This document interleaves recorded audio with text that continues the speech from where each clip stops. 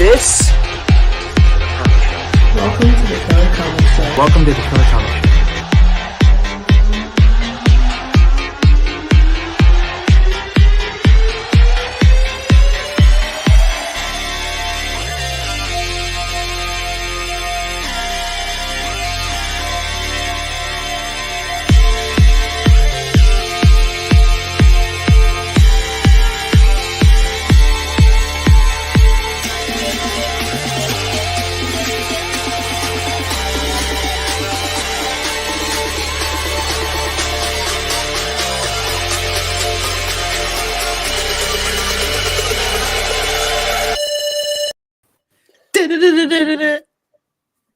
Thursday, happy St. Patrick's Day, everybody. Happy St. Patrick's Day, everyone. How are we all doing?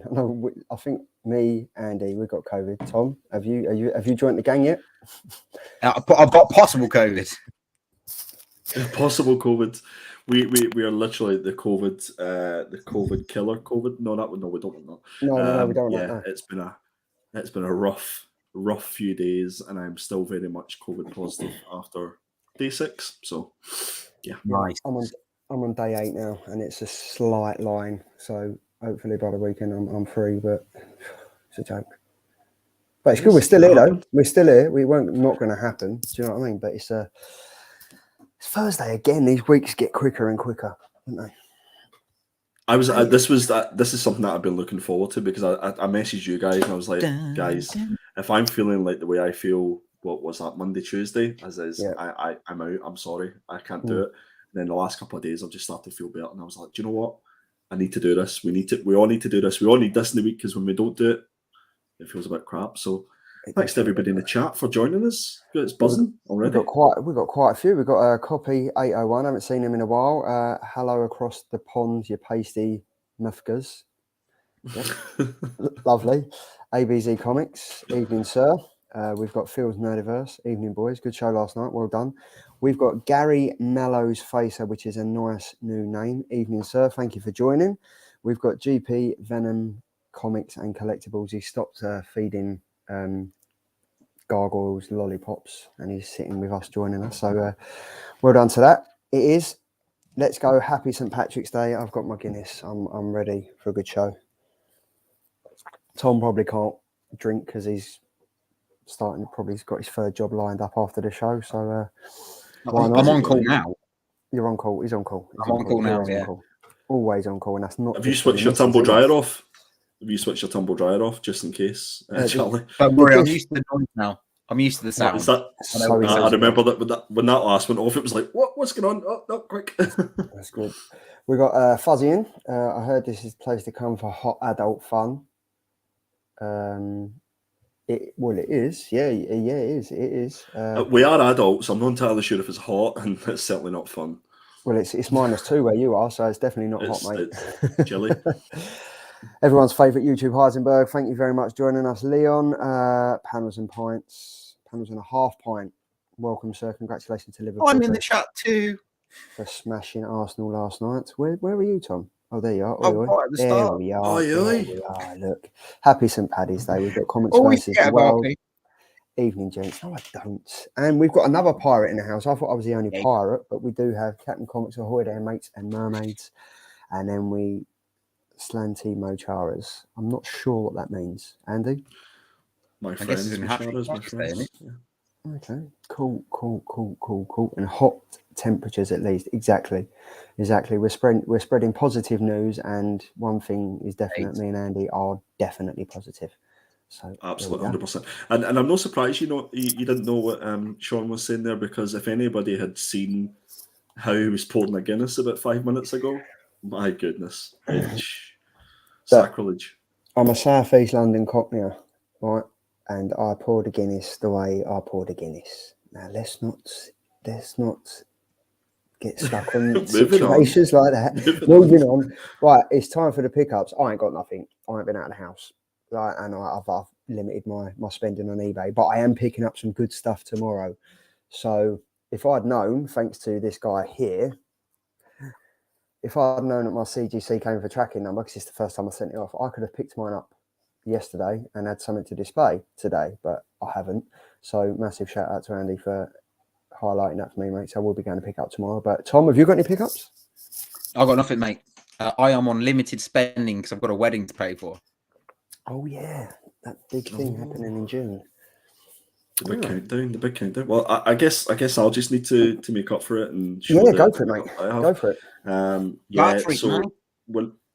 Whenever you've got COVID and you've got really nothing else to do, the only thing that you have is to spend money on eBay and various other platforms. So that's what I've been doing. Where will we go first? We'll go first with Riri Williams Ironheart, issue number 11. Ooh. And this is the first appearance of Riri's dad, whose name is June.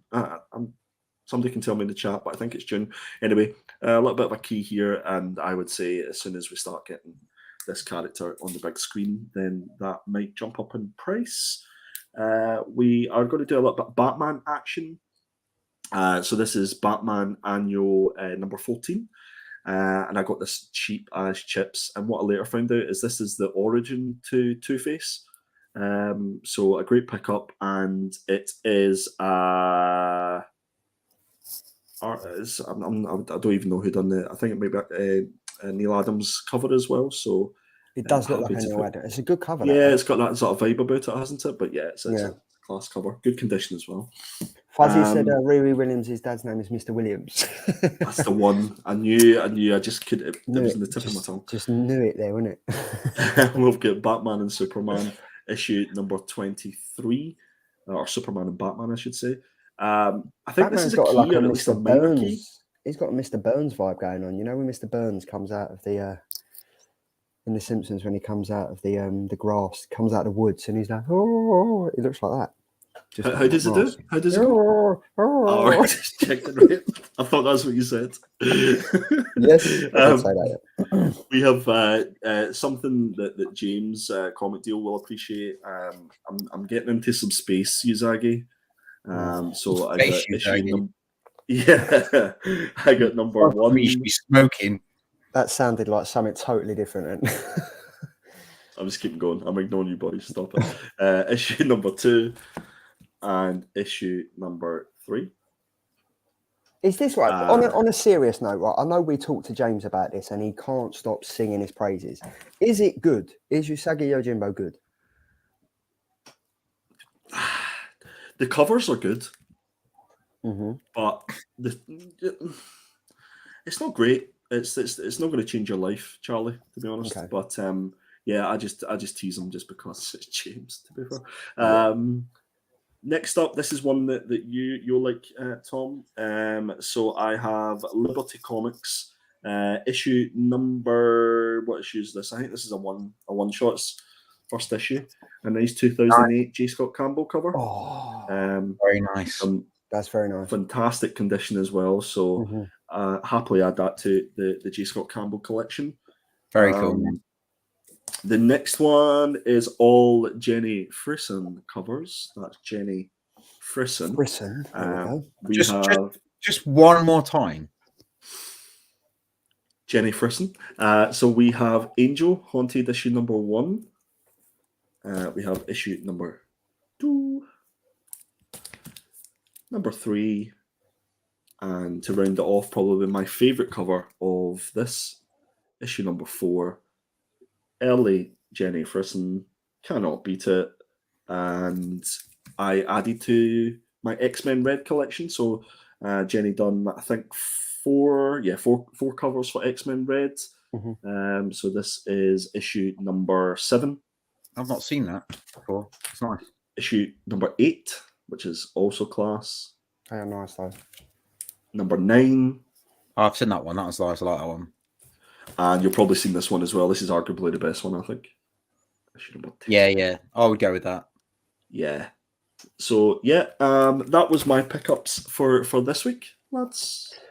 You had some good pickups, mate. Like I am always interested to find, like, obviously when people shop for comics, they, as the team Nerd Herd over in the US, do it right, collect what you like.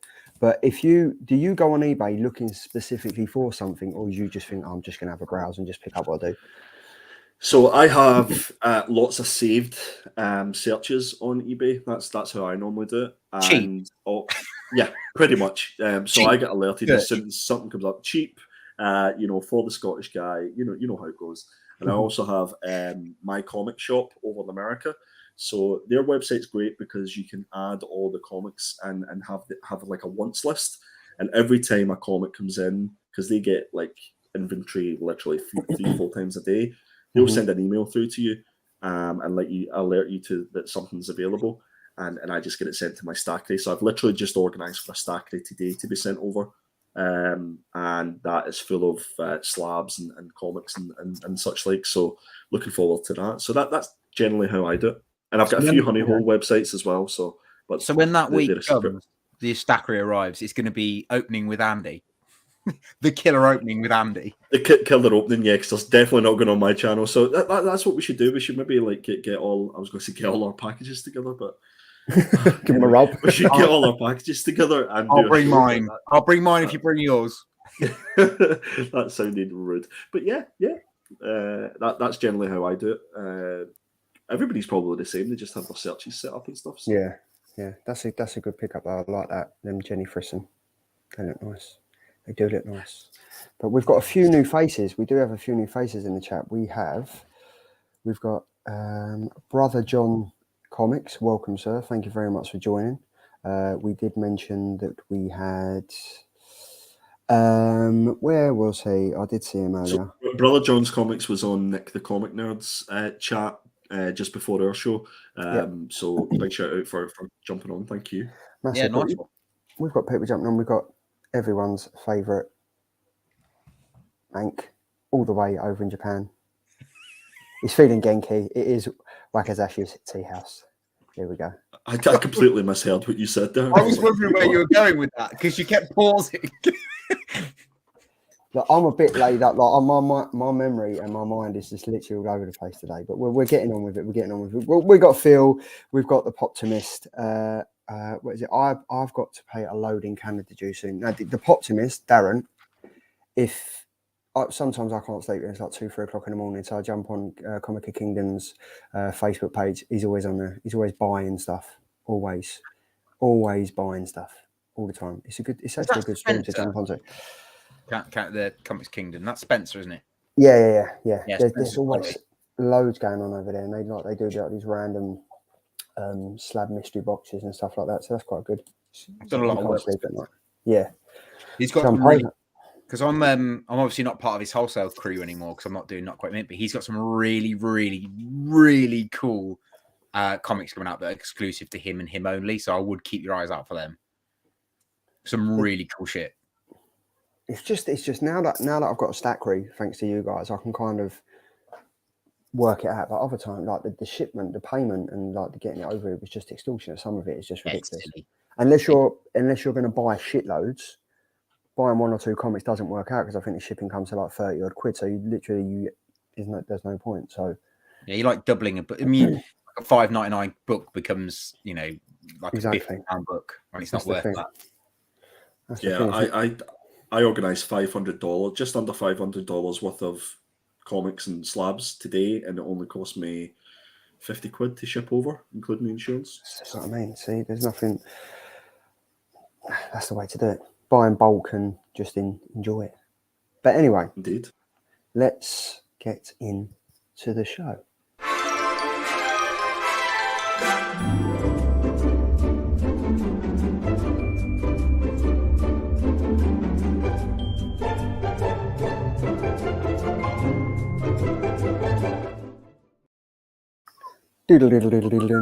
Love that little intro, and it's I get it right now. I've got it laid out so I know what intro's got to come, so I'll never miss it, Tom, so you can never feel left out. Thanks, my love. It makes me feel really appreciated. Love you. I've got you. Love you too, mate. Yeah, so this is the killer covers for March 16th, which is actually week 11, but we're doing week number 10, but this is for week number 11. I'm doing myself every single week. So, yeah, it's a slight little competition us three have, and there we go. So up first, I'm going to go first this week. We've got Carnage issue number 1. I've gone for the Miko Cyan Virgin Variant B. This is written by the fantastic Ram V. Looking forward to this. But this cover for me, there's quite a few covers. Obviously, it's a massive Carnage cover coming, massive Carnage book this out. It's I've read it. Fantastic. Really, really enjoyable. But look at the detailing on this. This is great. The glare and like just the fact that Carnage is in Spider-Man's eyes this is great. I love this. This is why I've gone for it. Really enjoy it. It is cool. It is pretty cool. And there's a black and white one as well, but you don't get the same impact as you would with the black and white one. With this one, you can kind of see with the black and white one, it's just there's no really point in it. It's just a money spinner. It looks quite cool. Alex Ross, doesn't it? A little bit Alex Ross. Yeah, it does. It's almost a photograph, I would say. It looks like a real photograph. I think it's that cool. The detailing on it is great though, but as I said, the black and white one, you don't really get the effect of Carnage coming through on the lens. But yeah, this is one I've gone for. So yeah, I like that. I do like that one. Andy? Yeah, this is my pick. This is Catwoman issue number 41 by Greg Horn, and this is obviously the Virgin variant, and I think this is absolutely stunning. It reminds me a lot of Joshua Middleton's covers, and this is it Anne Hathaway? Am I getting that right? Is that yeah? So I think that there's only a few artists that are allowed to actually use Anne Hathaway's likeness on covers, and obviously Greg Horn is one of them. But this cover is one of those ones where you look at it maybe 2 or 3 times and you see different things that you might not have noticed at first. And it wasn't until I'd looked at it a couple of times that I'd seen the bat signal in the background, which obviously illuminates and makes Catwoman pop on this picture.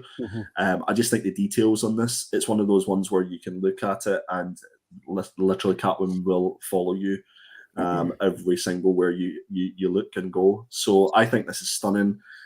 It's one that I've actually picked up, and I'm actually going to try and see if I can get it signed, like get a Greg Horn signed one, because anybody that Googles Greg Horn signatures, they are wild. And I think a nice light purple signature on this would be absolutely superb. So yeah, this is Catwoman issue number 41 is my killer cover of the week.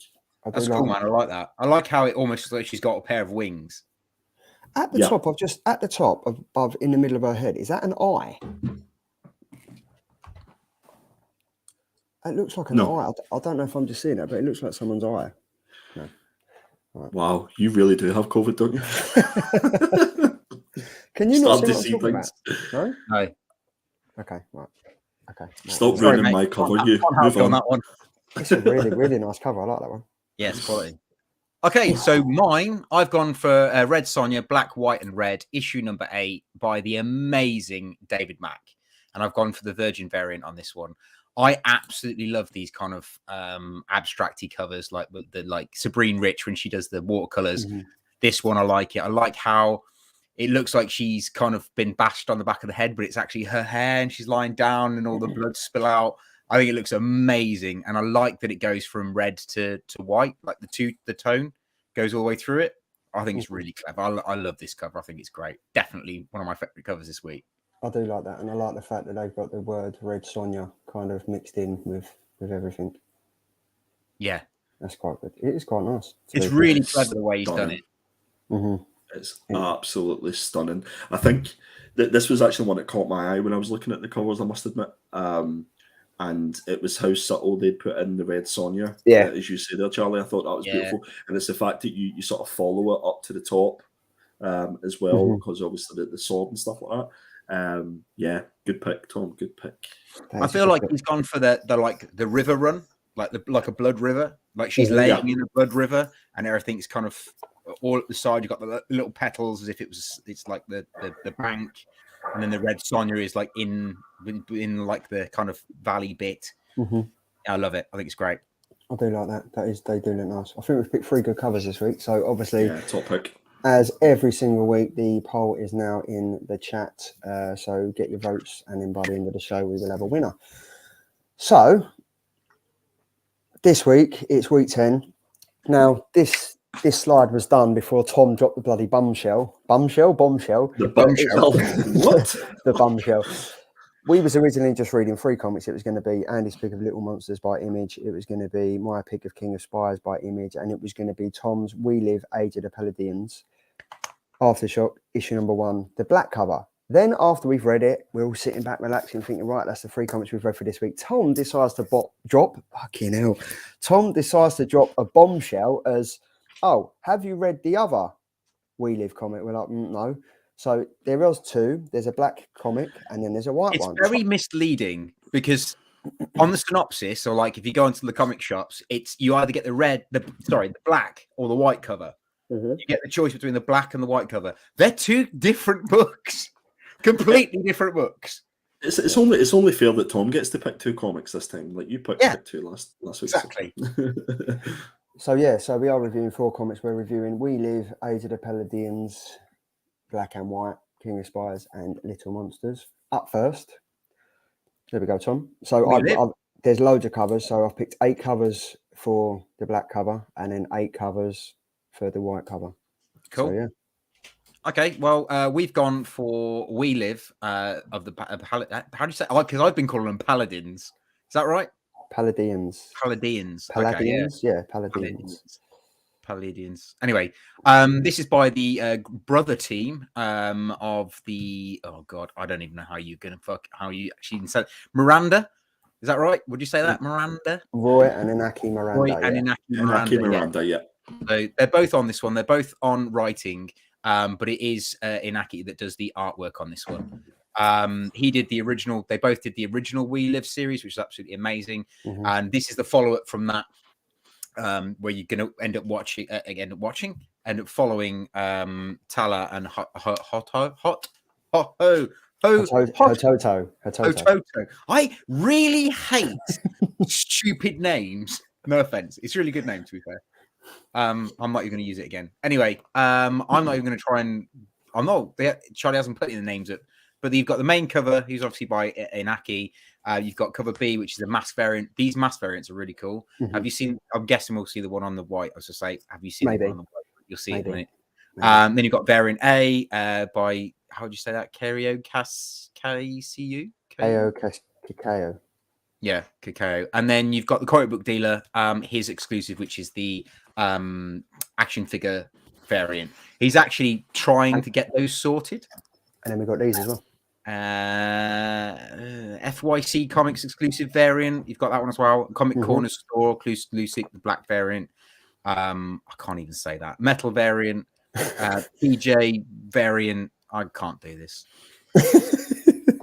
Just lots of covers. The PJ Katakuna variant. So yeah. Lots of covers. But yeah, the story, Tom. How was it? So I was waiting for another slide of covers for me to struggle with my dyslexia. No. It's just I've got 8 for black and 8 for white. Right. Well, I'm not doing the white ones. Okay.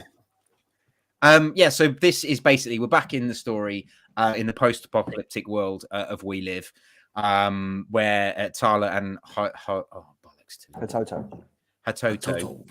in the year 2090,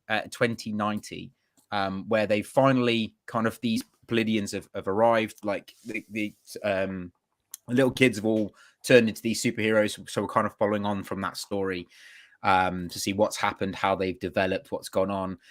They've all grown up. It's all kind of moved on quite a little bit now. There's these more kind of sort of like kaiju style characters that are now fighting against them. Like the world itself is trying to actually destroy the human race. So they've created these like more monster type things. So you've got the superheroes are there to fight these monster things. They've got this shield that's kind of looking after their base of operations that is kind of failing. So the story is basically around that this shield is failing. They need to kind of make this shield work and get it to work because otherwise they're going to be extinct, and they're putting everything into it. But what's really nice about this one, the black one, is you're following Talia and Hototo, just those 2 particular characters, through their relationship and kind of going forward and how they're all knackered. The actual Palladions themselves are struggling to keep recharged. And they're having to fight all these bad guys and stuff. So I think it's a really, really cool comic. I love these bits at the end. These bits where they give you like kind of like an infomercial type thing. I think they're absolutely insane. Very, really, really well done that they put these at the end of the book. But I really like this panel, which is towards the end of the book, when it all just completely kicks off because the shield starts to fail a little bit more. and it shouldn't do, but it then starts to fail a bit more. But I really enjoyed this, and I thought it was a really good follow-on from such a great series. So I'm really excited to see where this goes going forward. And I like the character development of the main character, the little lad whose name I keep fucking up, so I'm not going to say it anymore. But his development into a superhero, how he's still a child, but he's now a man and he's now a superhero and he's got all this weight on his shoulders. I find his character development great, and how his sister is like, I can't leave him and I've got to look after him. And she's kind of still looking after him, even though he's the most powerful one. So I really liked that kind of development in those characters. And the art style in this is just insane. I love it. I think it's great. So this is a killer for me. What did you boys think? Andy, do you want to go first? Sure.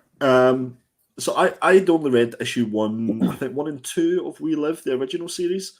And I'd messaged you, Tom, and said, like, do you reckon we have to read the 5 issues of We Live before getting into this? And you suggested, yeah, it'd be worth it. So I'm really glad that I did, because I thought We Live was tremendous.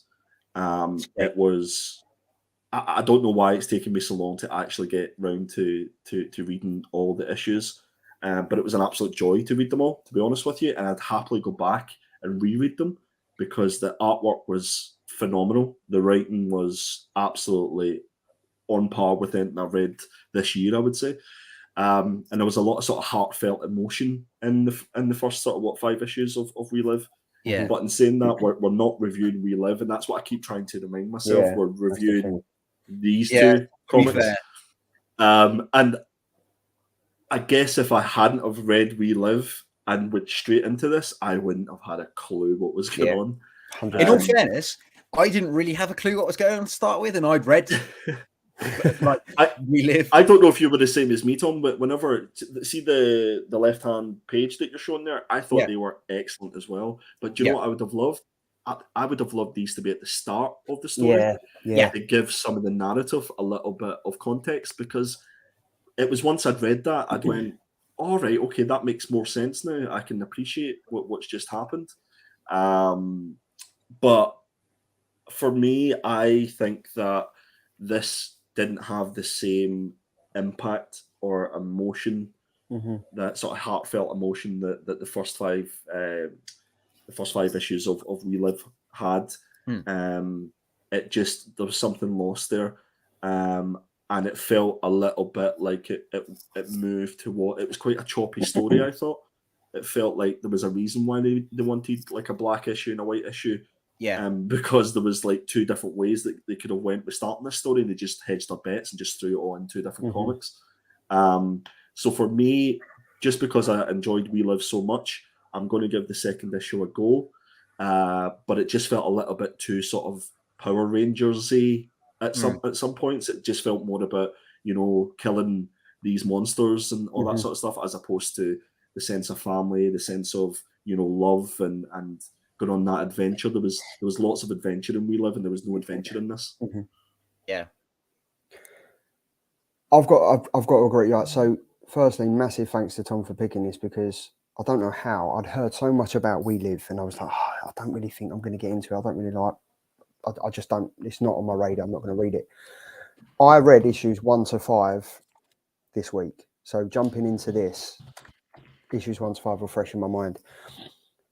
This for me, I've got to pull up Tim's comment saying, found We Live Black a really difficult read comparing the awesome ending of issue number 5.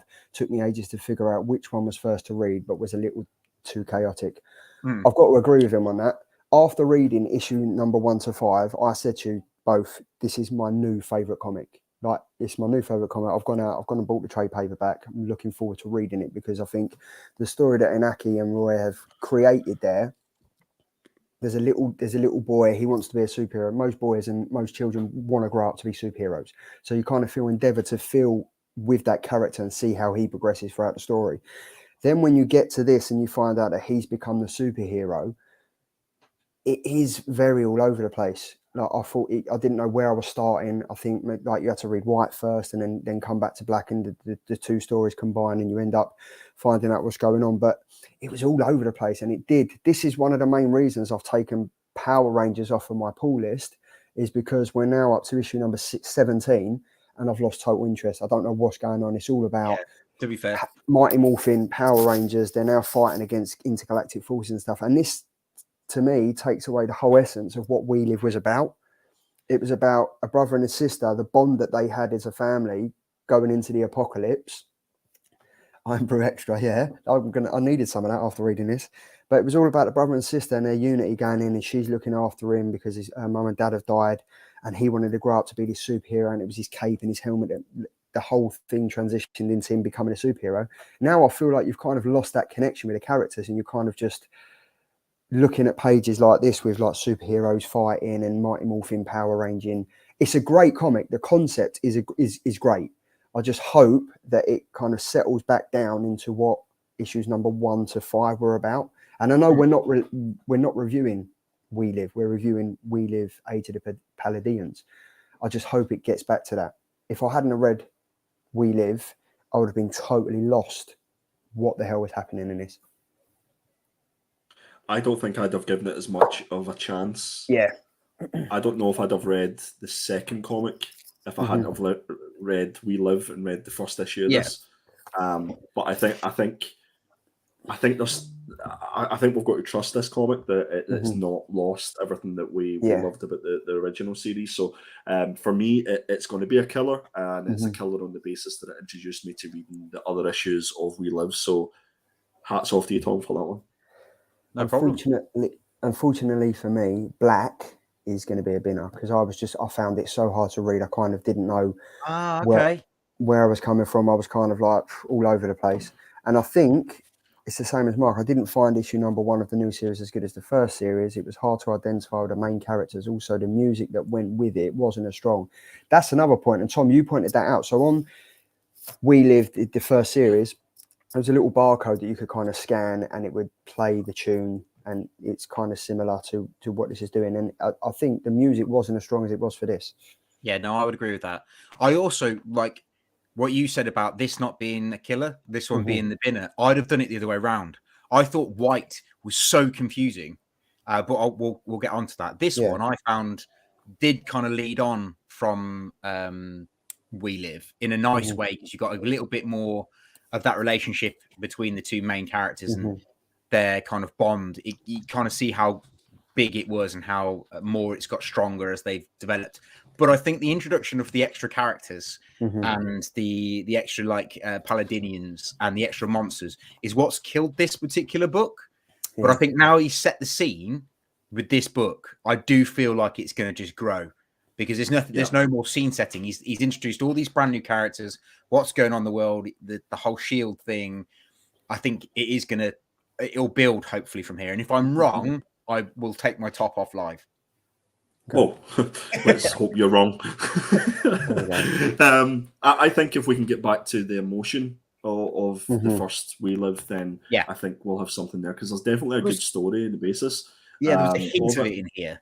Yeah, there's something there that's ready just to sort of show itself. But I guess I don't know why there was 2 issues. I don't understand what the point was. No, I've got a theory. I'll share that one. I mean, we've got Sean's asked, is it similar to Radiant Black? And Ed Vic, thank you very much for answering, and said the original isn't like Radiant Black. There's a load of heart in the bond of the kids, which is what I think we're missing from this.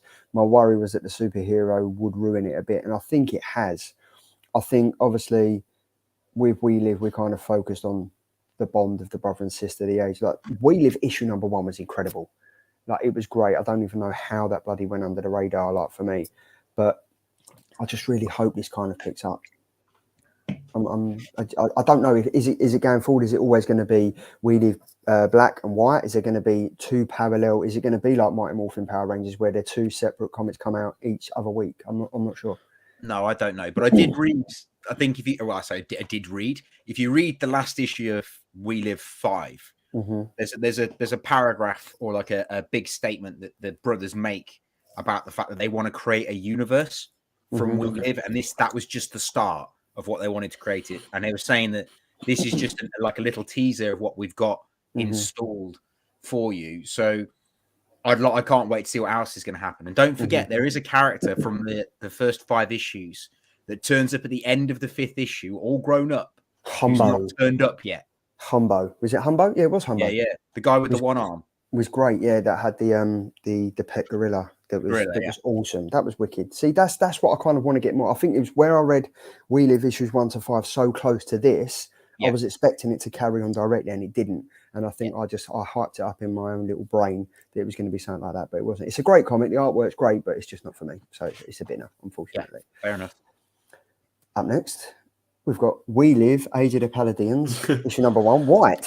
By John, the same theme. Do you want me to go through the covers? If you don't mind going through the colours, mate, because I'm not very good with the names. So there's 8 covers for this. We've got the main cover by Inaki Miranda. We've got cover B, which is the mask variant, which is this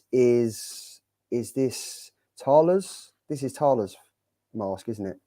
Yes, it's his sister's, Yes. This is Tala's mask. And then we've got the Ko Kakuo variant A, which is obviously a homage to the We Live issue number 1. We've got the comic book dealer exclusive white variant cover. We have the 1 in 15 variant cover, the Lucky Chandel metal variant, the ECGCE exclusive white variant, and the PJ Katakuna variant cover. Oh, so it's not a name, the ECGCE. No. Because that's what I got all tongue-tied over. I was trying to say, how the fuck do you say that? No, that's definitely not. If that is a name, then yeah, hats off to the parents that gave that name. I feel like next show, when you do the covers, you're going to have to send them to me so I can do like a day's practice of getting the names right. Okay. All right, cool. So what did you think of this one? Again, I think this one was I liked this one, but I liked it for a different reason. I liked this one because it was a bit more of a character building and you got to meet a bit more of the universe itself, like what else is going on, who else is involved. You got to meet like a bit more of the military side of it, like what the humans have been doing, not just the brother and the sister. This is kind of like what everyone else has been doing during this period of time. Was it necessary as a book? I don't think so. This last panel, when the same thing happens in black that happens in white, where the shield gets slightly damaged and it becomes a little bit smaller and everything kicks off, was great. Loved it. But I do think this book should have maybe started at that point and then kind of like gone back. When they do like, this is what happened. This is what's going on now. Let's just quickly look about how we got to this point. That's what I think this book should have done. I think it was asked about Face. It all built up to it. It should have gone back. Does that make sense? Yeah. You with me? So I think this one was a good book, but I would say this one out of the two was the binner for me because it was confusing and it wasn't necessary. It didn't really add to the We Live story for me. I know the character development in this. I know in the panel on the left-hand side, this is introducing this other youngster character who has to like basically make a really shit decision after this particular part. So I think he's going to be a major player going forward in the series, but I just don't think this book was necessary to go alongside the black. I thought the black was okay, but it was good enough. This didn't add anything to the story. So maybe, hopefully, I'll be wrong and it will be better going forward. But yeah, I didn't really enjoy this one as much as I thought I would. So this one is definitely a binner for me, the white one. See, for me, I'm totally the other way around. I really enjoyed this one. Yeah, I read this one first. I read this one straight off the back of issue number 5. And I enjoyed it. Like, I really enjoyed it. There wasn't like, I kind of enjoyed like the fact that they were going out hunting and they were trying to find like the different stuff. This for me was less Power Rangers and more the enjoyable thing of We Live. So like, don't get me wrong, on both the black and white, the artwork is superb. The writing is great. It's just, I felt black was a bit all over the place and we could have done without it. I think if you just had this and maybe 1 or 2 pages at the beginning of this to highlight what was happening, this carried on from issue number 5, I don't think we needed the black. It was either one or the other. And I'd love for Inaki or Roy, I'd love to reach out to them and find out what their thing was, why they brought out 2 comics for the same issue number 1. Because it's not like it's Mighty Morphin and Power Rangers that they're 2 separate stories, but they tie in and they come out different weeks. This came out on the same day at the same time, same covers, to be fair. So I'd really like to have the understanding. If anyone in the chat knows what the thought process behind this is, that would be great. But I have a theory. I might be completely wrong, and I don't have any insider knowledge about it, but I would suggest that maybe this story was one comic, and because there was so many retailers that wanted to do a cover for it because off the back of the success of We Live, that they split it up into 2 issues so that they could get as many retailer covers as possible. I could be completely wrong. I probably That would make sense in all fairness, because there's a few bits in this, especially this one, and I think like Charlie said in the black one, there's a few bits and you think, well, that just doesn't make sense. And I'm wondering whether you're right, Andrew. I wonder whether this was it was a big comic, one big book. They've had to split into 2, and then they've just thrown extra bits in to pad it out. I mean, that would make sense as to why it's not as good as it could be. I've just done a quick Google. There are only issue black and white for issue 1. Okay. Going forward, it just goes to issue 2, 3, 4, 5. Going forward, which would reinforce that theory, because everybody's going to buy issue 1 because it's issue 1, and everybody's going to buy issue 1 because they loved We Live issue 1 to 5 so much. So they've got that expectation there. But yeah, again, everything that I said about the previous issue resonates with this one. I didn't read these as 2 separate issues at all. I almost read it as one big issue, which probably added a little bit to the confusion for me. But again, if we're just looking at it as a review of this comic, then it'd be a tough one for me to pick up issue number 2. But because of what I read previous to it, then I'm in. I want to see what happens. I'm interested. I trust that they're going to do it right. I'm just not entirely sure that if someone picks up this comic for the first time, whether they'll understand or appreciate what is in the art of the possible for this book. Yeah, this was a definite killer for me. Like, I was into this. I'd agree with that. Yeah, Marcus said there was too much scene setting going on in the series 1. We are just thrown in and have to work out what is going on much better. I agree with that, and I think it's because it was such a new concept. Like we got used to, whereas now, I mean, I don't know why I resonate with this. I enjoyed this cover better than I did. I enjoyed this comic better than I did the black one. I don't know why. It just seemed to flow better.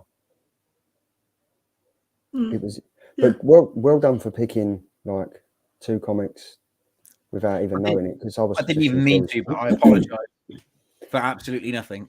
No, but I'm glad. Absolutely. I'm glad because you picked We Live, and I don't know why, but yeah, I'm really looking forward to receiving the trade paperback of that, which I purchased. Yeah, I'll tell you what, We Live was one of my favourite books I read a while ago. Great. Yeah, absolutely great. And I wouldn't have read it if you hadn't picked this. Yeah, and it's one of those books where like people have said, like I'll say to people, have you read We Live? They're like, nah, it just doesn't sound very good. Brother and sister in a post-apocalyptic world sounds crap. So read it before. No, you haven't. Go and read it, please. Yeah. For me. Yeah, definitely read it first before you dive into these books. That would be my one suggestion. Yeah, because it definitely gave me a better appreciation for it. But yeah, I guess the fact that it's generated so much discussion with us as well for this is testament to how good it is. So yeah, I'll definitely be reading issue number 2. Yeah, so we'll have to get the brothers on. Well, and shout out to both of them because they've recently just joined Scott's Collectibles as well. So yeah, they have. Yeah, nice. Yeah. So they must be doing something right. So yeah, hats off to you guys. Up next, Andy, you little monster, you. You little monster. Yeah, I went for Little Monsters. This is written by Jeff Lemire, and the art is by Dustin Nguyen. Is that how we're pronouncing the surname? I'm from Southeast London, so I'm going to go for Nguyen. Yeah, so if Dustin wants to drop me, I can't read, so it's not been the greatest of days for names for all of us, to be fair. So yeah, this is by Image Comics, and this is one that I've been really excited for since I've seen it on previews. Jeff Lemire and Dustin have worked on Descender and Ascender before, so it's kind of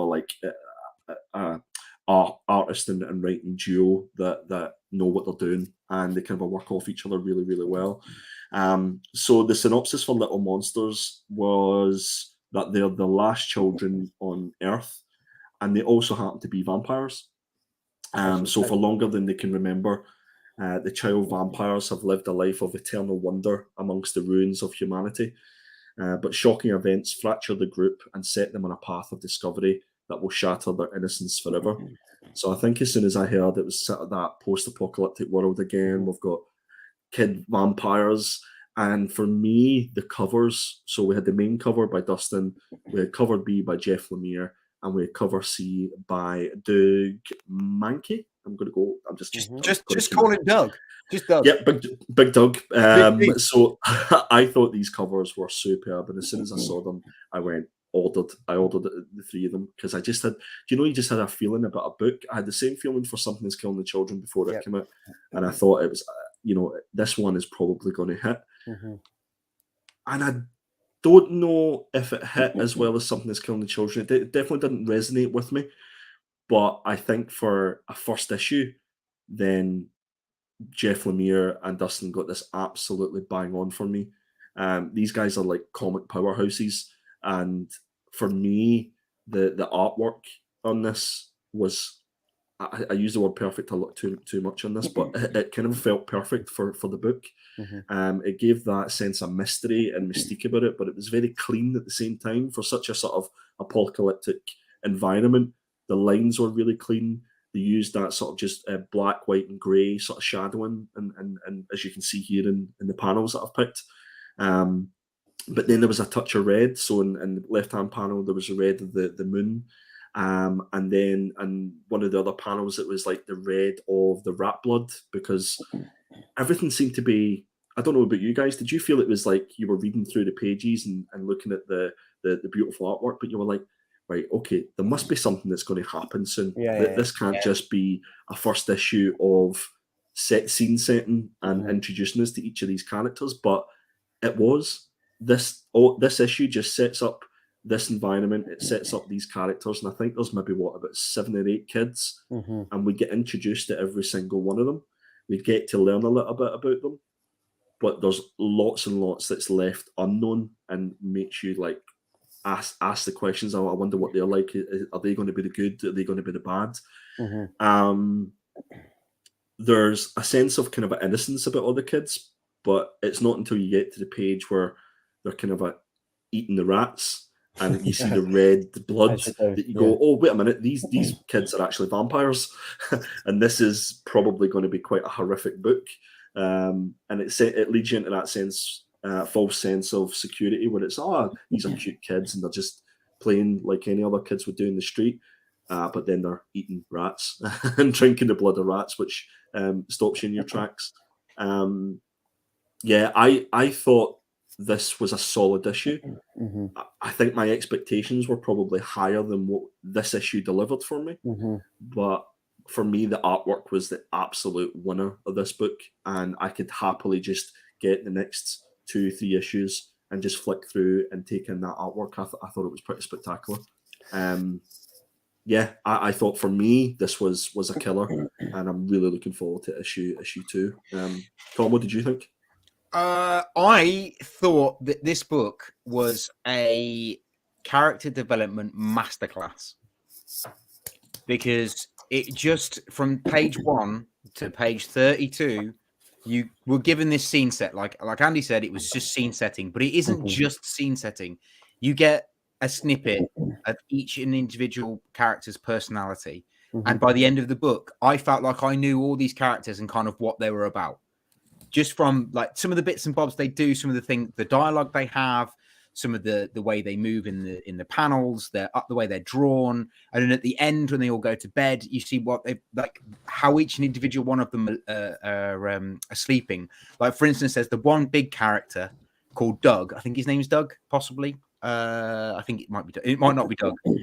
But he's like a big character, and he gives it the big one to one of the characters. He's like, can you stop moaning and groaning, be an adult? And then it goes to show you where he sleeps, and he sleeps on his own, basically in a cardboard box, like of a room. It's like a janitor's closet. And at that point you think he's obviously big and bulky, but he's really insecure. And I thought it was really cool that they'd done that. And I thought the character development was just an absolute masterclass in this. The artwork was stunning. Like Andy said, the negative space using the black, the white, and the grey, and just the hints of red really did make everything pop. But because it's black and white, it makes you really focus on the characters. and what they're doing and what they're about. And each individual character, I thought, got given enough time and enough panels for you to really, really invest. So I'm already invested. I'm definitely going to read issue 2. And the way it ends, it's not so much a cliffhanger because you kind of see it coming, but it does open the whole world now because you know they're vampires. You know that something bad's going to happen. And now I'm intrigued to see how that's going to go. And it's just, I think it's brilliant. I thought it was really, really good. And I totally agree. I think this is a killer, 100%. I've just got to laugh at this. Hooked me, but I'll eat up anything Jeff does. Hey. Right, I've got to say this. Let me just sum this up. This, for me, I was able to tell that this was a Jeff Lemire book by the art without knowing it was. I'm just trying to work out what I'm trying to say. This book is done by Jeff Lemire. Amazing. Like, he's fantastic. We've recently just finished May's book, and that was superb. Right, and again, I've said it time and time again, the way that he does family emotion and portrays the emotion through the characters and stuff, like the development of that is incredible. Looking at the artwork of this, and if you was looking at it, for me, I was able to tell that this was a Jeff Lemire book just by looking at the art, because there's something in the art that you kind of look at it and think, this is Jeff Lemire. Like, I know Jeff Lemire has a very authentic style of doing what he does, but he hasn't done the artwork for this. This is done by Nguyen. This was just a superb story. Like, this for me was the second best comic I read this week. This was amazing. It said so much and delivered so much without giving away too much. Like, I felt this character on the right hand side, I was panicking when it gets to the end and they're kind of like, the sun's coming up. Right, where is he? Where is it? I was like, oh my God, are they going to find? They have to find him. Like, he's like, I'm just trying to think. He's like the fragile one that knows he's a vampire, but just wants to live as a little boy. And I felt endeared to him because I was like, he just wants to live his life. Like, whatever's happened, he's a vampire, but he's just out doing what kids do. He's drawing on walls. He's just wanting to live as a little kid. And then when they can't find him and they're all going to bed and you find out like the different rooms that they're sleeping in and stuff, you kind of feel for me, it kind of felt like the Lost Boys from Peter Pan. Yeah, 100%. And you're like, oh my God, like who's actually looking after these kids?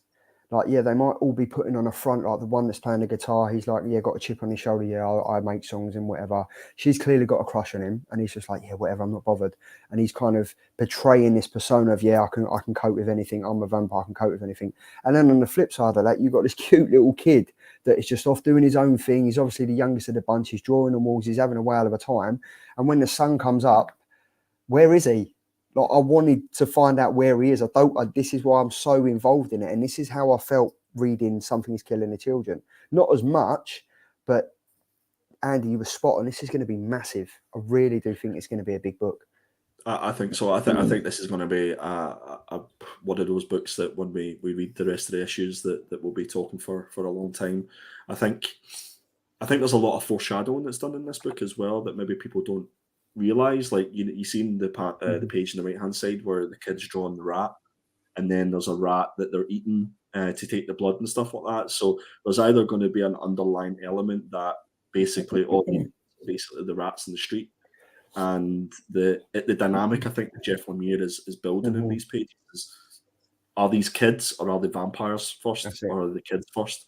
And I think what's been drawn out in this first issue is the fact that they're all kids, they're all children effectively, but they've been on the earth for like over 100 years as vampires do.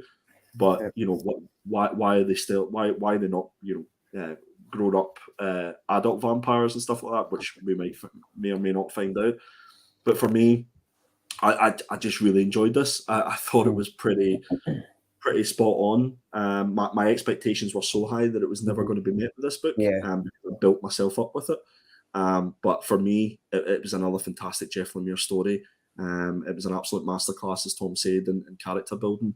And now that we've sort of set that scene, we've set the environment, we know what these characters are kind of about, I think we can just sort of move and find out, who's that character that they found in the last page, and just get a little bit more about the dynamic. And I think it'll maybe take a turn whereas it was about about these kids, it's got to be about vampires. And as soon as we get back to good old vampire story, I think that's when this will show its true light. It is good what you said though about it being kids, because obviously there is a scene in it where there's two brothers and they're just pissing around. Look on it. That was wicked. It was like, going, you jump first, going on 3, 1, 2, and then one's jumped and like snapped his ankle, and I'm like, has he done his ankle? Is he like gonna? And he's like, yeah, I'm all right, it's fine. But it's the emotion. Like Jeff Lemire is one of the best at doing this. Like he ropes you in to feel the emotion of the character, and then before you know it, one of the characters is off chewing a rat. If these are developing adult characters, like we're reading Last House in the Lake, and we've had X amount of issues talking about these adults and building their sort of character, but there's something about a book where you've got a group of kids, and it's a little bit like what you were saying, Charlie. It's like you're instantly invested to find out. Oh, I hope these kids. It's maybe the adults in us where we want to make sure that the kids are okay and they're not going to get hurt. But on the other side, these kids are vampires. They can look after themselves. And it is true what Andy said. What Sean said, it's tough thing to character build multiple characters in one book and read through. Nice House on the Lake struggled with that, which I think we can all agree with. In that you had to read it more than once to relate to the characters. With this, I think as you said, each character got perfect timing. Like each character got enough of it just to tie you in a little bit and think, right, I want to find out what happens in issue number 2. I also think this is a masterclass in character building, because each individual character is somebody or you went to school with. So you can easily relate straight away to that character, because you're like, oh yeah, no, I had a prick like that at school. Oh yeah, no, I knew a really cool guy like that at school. Oh yeah, no, I had a really innocent guy that was at school, used to go and paint on walls. That was me, by the way. And I like that. And I also think he's in this book. I think I had to reread it because I kind of fell asleep whilst reading it the first time around. So I reread it, which was brilliant. I loved it. I loved rereading it. But there's a hint to this other character who is there, who's, I'm guessing, the guy that changed them all into vampires. A little hint about him, only a snippet, and he hasn't been around for however long. I think it's like 100 years. So it's going to be interesting to see whether or not he comes back, because that's who they're waiting for. That's why they've not moved from where they are. So that could be quite an interesting dynamic, I think. But this was 100% killer for me. Yeah, me too. 100%. I was no doubt, absolute killer for me. I just want them to all turn into rats. I think there's a theme. There's a rat theme going on here that. There's a rat in my kitchen. What am I gonna do? There's a rat in my kitchen. What am I gonna do? I'm gonna eat that rat. That's what I'm gonna do. Highlight that guy. Let's get that. But yeah, that is. I don't know the rest of the words. And I'm looking, do we know how many issues this is? Is it 6 or 12? Or hold on, bear with. If you could 5. It's 5. It's 5. Yeah. Oh dear. And it is true what you said in the chat earlier. I can't believe there was only 4 covers done for this. The Scotty one yarn is amazing. But yeah, there was only 4 covers done for this. Which was great, which is, and all the covers were perfect, and that Scotty Young one, it's superb. It's perfection. It sums it up. It feels like I've seen it before. It's like one of those sort of images that you think you've seen loads and loads of times before, but I'll eventually pick that up. Yeah, look, we got the rat rap. That was it, Tom. The rat rap. But yeah, that's another killer name, innit? Boom Ting Selector. What am I going to do? Another killer. Right. Last one. Right. So I'm not even lying. This King of Spies, issue number 4. I need a wait before we get on with this one. Written by Mark Millar and art by Matteo Scalera. They've both gone, so it's just me. Aren't you lucky people? Right, so we have 3 covers for this, as there has been every single issue. We've got the main cover by Matteo Scalera. We've got cover B by Matteo Scalera, which is the black and white variant cover. And we have cover C by Özgür Yildirim. I'm not sure where they've gone. I don't know if they've got anything planned, but this comic, guys, it was incredible. From issue number 1 to issue number 4, it's been absolutely sublime. The artwork, the storytelling, the character development of Roland King. We get to find out shit hit the fan with this issue, and it is everything that we was all waiting for. I've bought every single cover for every single issue of this. I'm really looking forward to the trade paperback, which comes out in June, I think it is. But this was everything I wanted from this comic. Like it was great. It was absolutely great. And they even said in the synopsis of this that this is a big book and shit hits the fan. It's extra length. It's a finale issue and it was jam-packed with absolute mayhem. I gushed about this comic last week, and for me, 100% this was my read of the week. There's this comic fucking blew me away, quite literally. And before I show the slides, Andy, what did you think about it, mate? Yeah. There was only really one way that Mark Millar could have wrapped up this story, and for me, he didn't disappoint by any stretch of imagination. This was close to 4.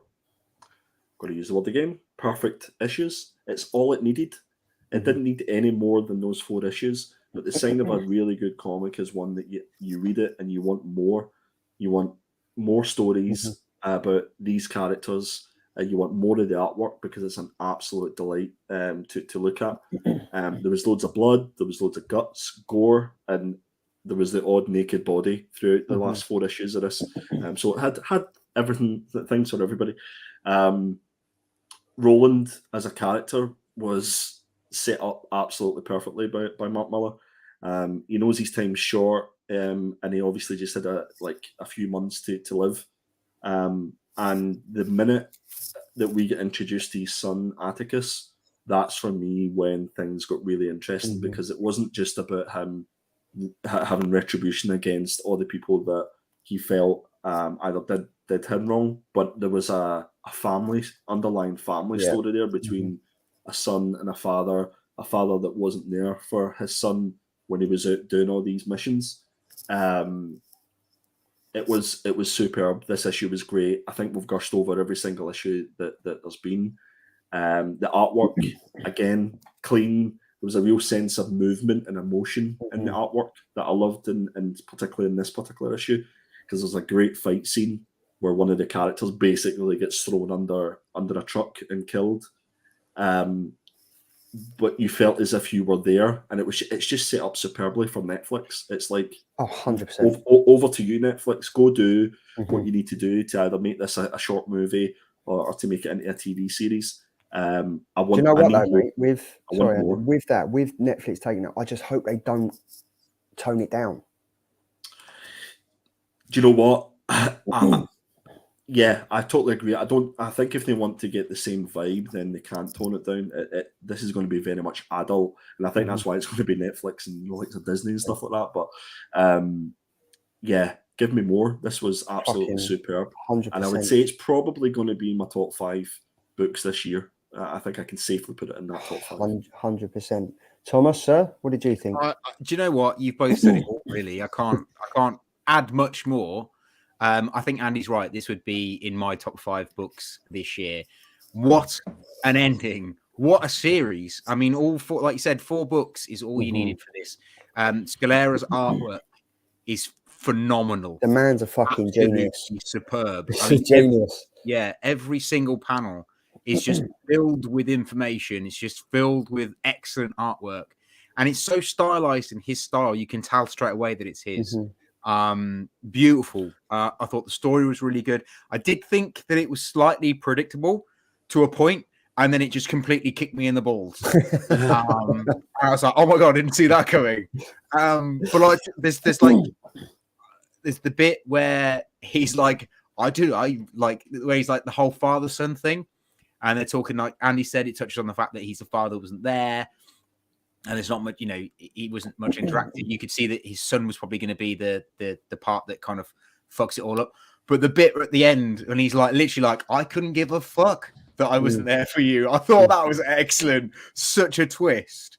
Such a good book. Really, I really hope they do it as a Netflix series. Like you said, it kind of lends itself to it. I felt like I was watching a TV show or watching a movie, not reading a book, which I love. I love that when they do that. Every page you turn, you felt it was like another scene of a movie. Yeah, only thing, like it was great. And as you said, right, these panels, like Matteo Scalera is incredible. Now, obviously, he's his artistic skills lend so well because obviously he's done the Batman, White Knight, he's done everything like that. So you kind of, you know what he's about.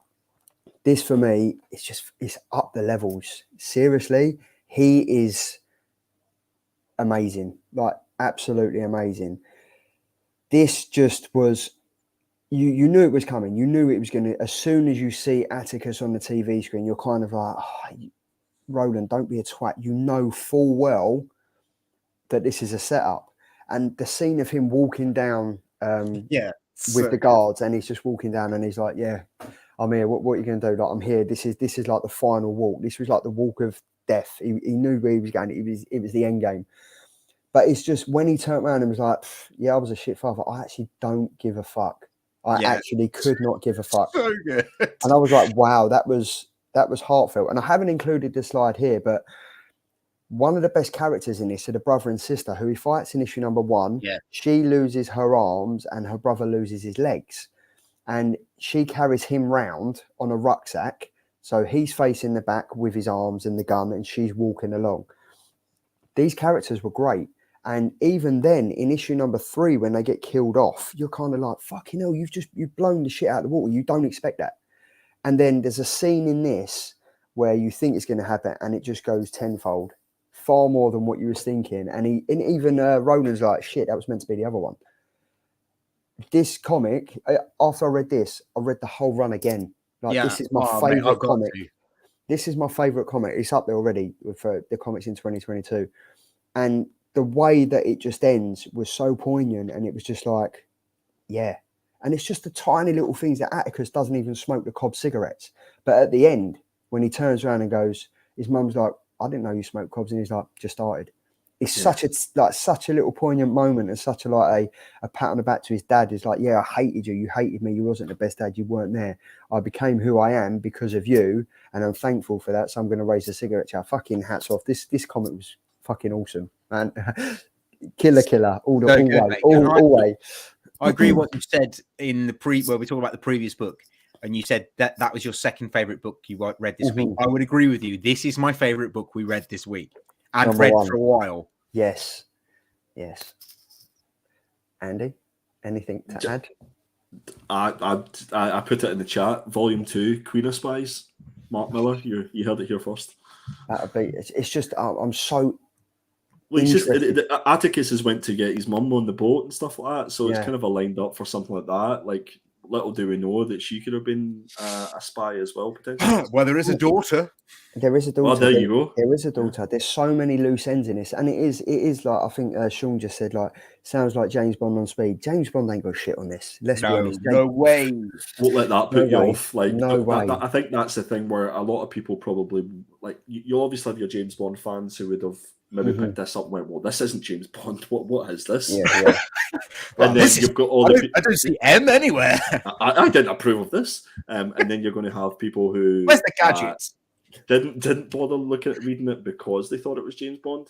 This is totally almost like a genre in itself, and it's picked up the best bits of all those different movies, and it's made its own. That this can stand on its own, which I think is the best of it. And it was just the flashbacks as well. The flashbacks of where, like, he meets people that he's met in his previous life. Like, I think it's the one he meets in Mexico. And he's like, he's still Roland at the end of the day. He's still a Lothario, and he's still like, yeah, I'm going to crack on with this. And even though he's been shot, he's been stabbed, he's dying, he's got a brain tumor and everything, he's still trying to crack a boner and like slip a digit to this bird that he's cracking on with. What a legend. Do you know what I mean? And he's still trying to do that. And I was like... Did you just use the term slip a digit? But he was trying, like, even at death's door, he's like, I'm gonna go down fighting. I'm gonna go down swinging swords. And he was trying to go down. That's and he was trying, and he couldn't.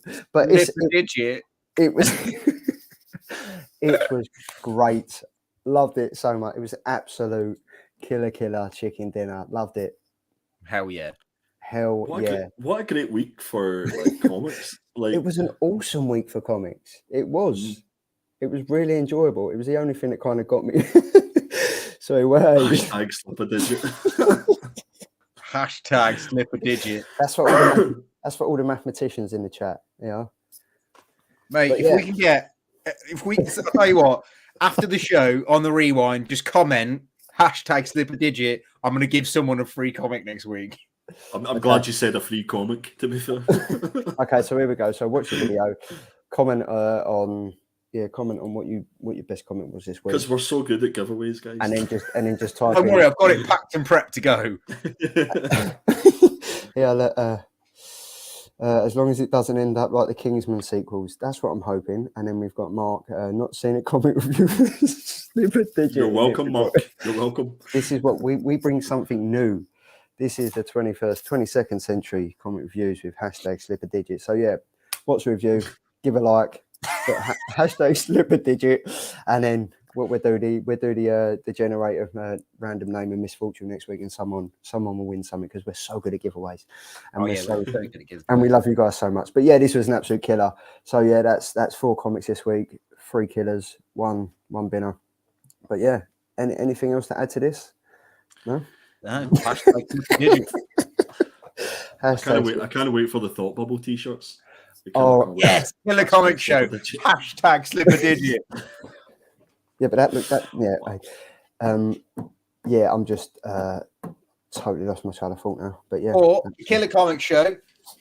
#slip-a-digit. There we go. Yeah, but yeah, I'm looking forward to this. It's going to be like #slip-a-digit. Not in the comments. Put it on the repeat. We'll take it from the comments as well, and then we'll take it from the comments on the show as well on the repeat. But yeah, that's 4 comments down. That was great. But yeah, up now we have Tom. Yo, are you ready? What's up? I'm all ready.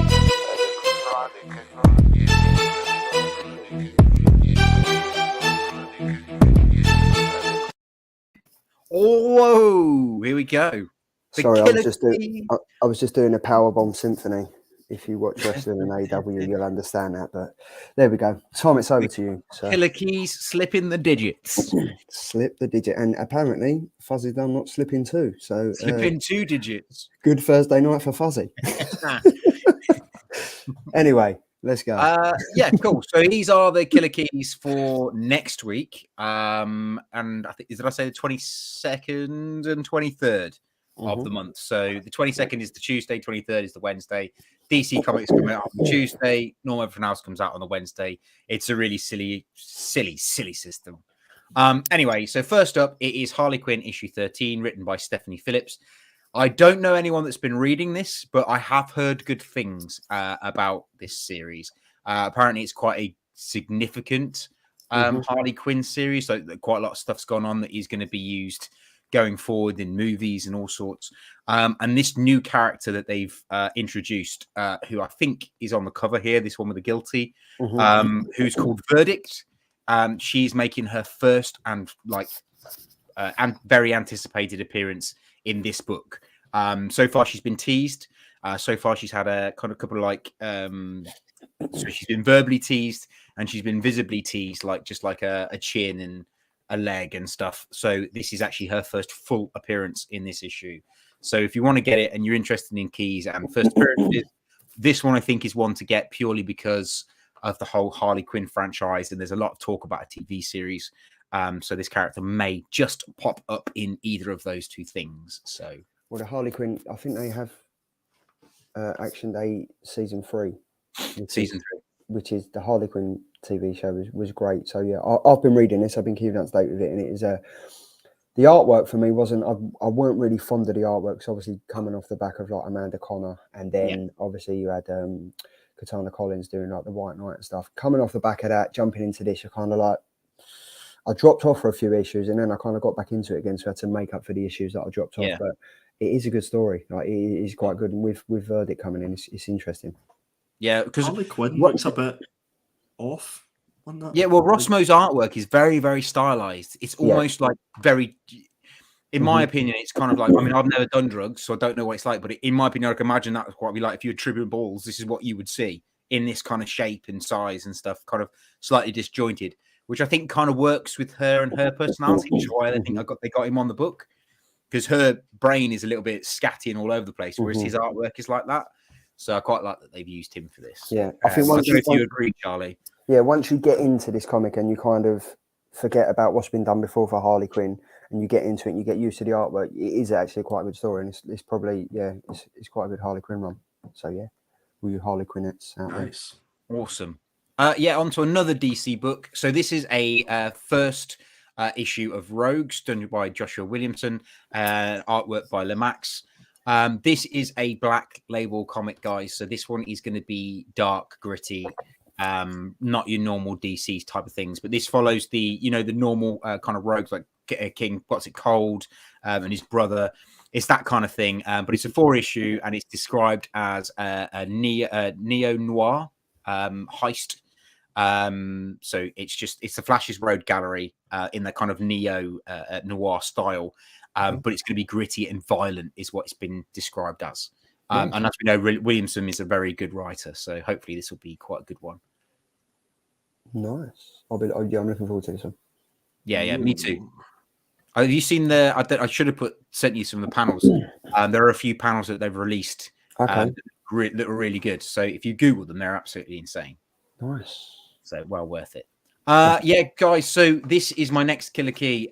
In the reason for this is the final issue of the long-going Oblivion song by Robert Kirkham.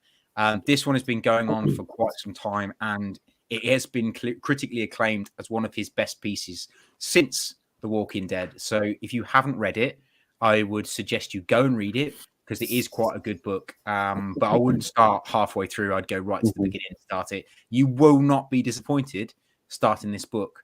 But I would suggest, if you're interested in keys and stuff, to pick up this issue, because it might be one of those books that you can sit on and sell for a lot of money in the future, because it has been announced that in this book something major is going to happen that could kickstart something new.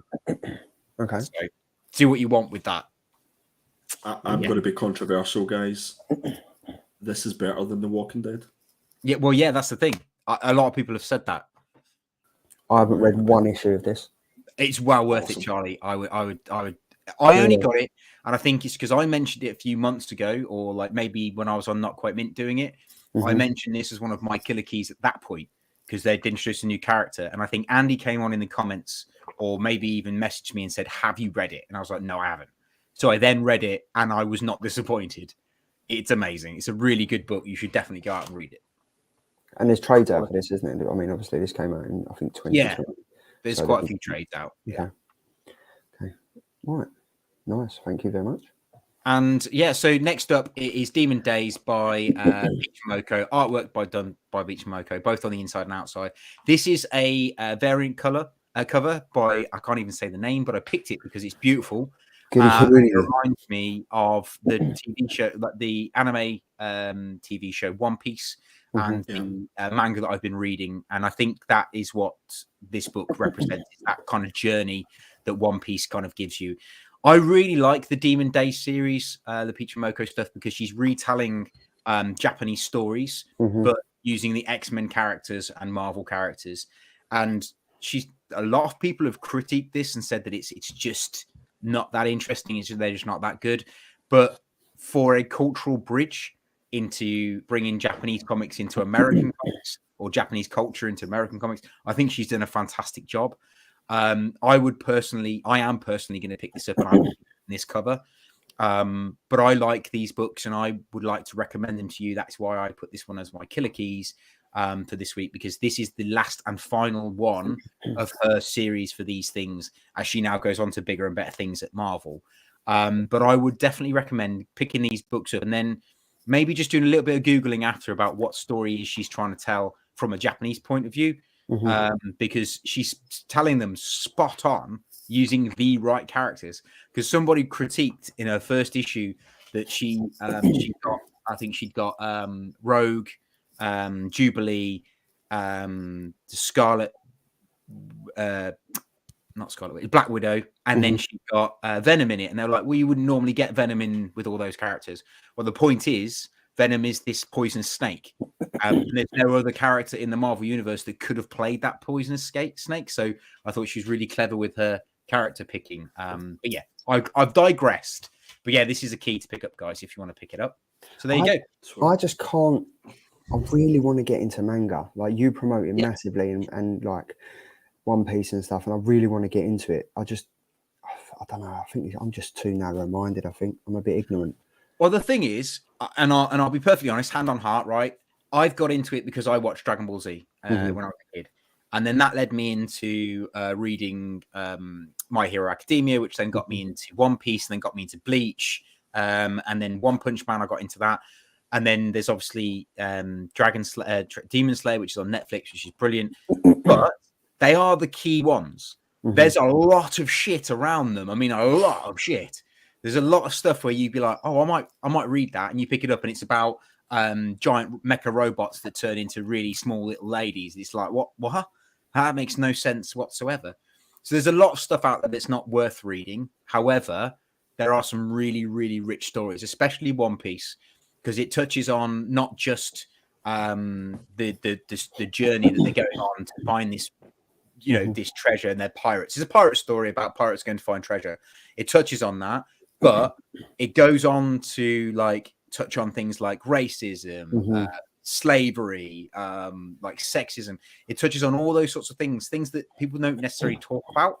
So it is, and depression, and like men not talking about their feelings. It's all in there in One Piece, and it's funny as well. There's comedy and stuff. So some of them are really rich, some of them are really shit. But yeah, I'd agree with Poptimus. I would get on Demon Slayer. It's quality. Yeah. All right. Anyway, Cool. I've gone off on one. Sorry, my bad. No, you ain't, mate. Absolutely, some amazing keys, and then obviously you can scan this little barcode of yours. Yeah. It take you straight to Not Quite Mint. I'm no longer a shop. I'm just the Instagram and Twitter and on here. That's literally it. But feel free to head over to Instagram and follow me on Not Quite on the Art of Tom Malin, because I'm a little bit more active on there at the moment, because I'm doing a daily challenge of artwork where I'm drawing every single day for 365 days. And I'm reteaching myself to draw the human head in a completely different way. And it's really frustrating because it's very hard.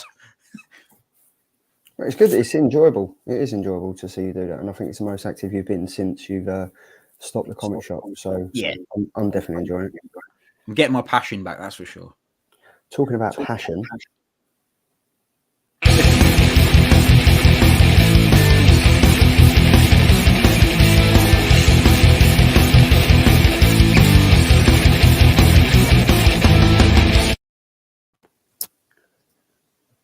I was wondering what was happening there, Charlie. I was like, what is he doing? Get your rock on. This is where you take over and I sit back. Killer Indies. I've got March the 23rd there. I hope that's the right date. But anyway. It is. It is next Thursday. Next Wednesday. Yeah. So these are my selection of killer indies I think that people should be keeping an eye out. I've went for a little bit of quality over quantity this week.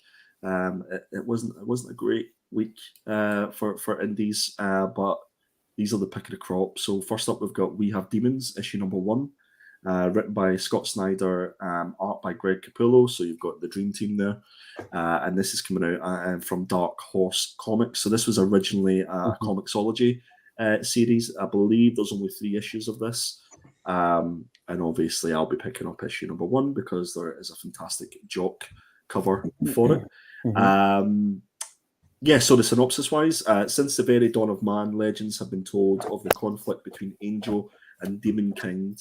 Lam Lyle, a woman of science, dismissed these stories as just that of fiction, but when the loss of a loved one leads to the discovery of a hulking, benevolent demon named Helvis, love that name. Helvis, Helvis, I love it. Yes. Lam realizes that her life is about to undergo a dire new direction. With a newfound partner and awesome powers now at her disposal, our hero suddenly finds herself thrust into a climactic war of good and evil, with no less than the fate of the world hanging in the balance. That was a lot. So this sounds great. I've read some of the issues on Comixology and such like, and I would highly recommend it. It's a fantastic read, and go pick up that job cover. So that is We Have Demons issue number 1. Have you guys realised this is coming out? Are you interested? No. It sounds horror to me. I'm interested. It's just it's totally missed me. And I only realise it when you put them in your picks. So thank you. Yeah. Speaking of horror, you're not going to like this one, and this isn't a little insight into my psyche, guys, like last week's picks were. But this is Pentagram of Horror, issue number just 1. really concerned about you, Andy. Here, listen, don't be worried. They're never like, here's my indie pick. This is about fluffy dinosaurs, or like, here's a My Little Pony pick. As the book is named, it's My Own Hell.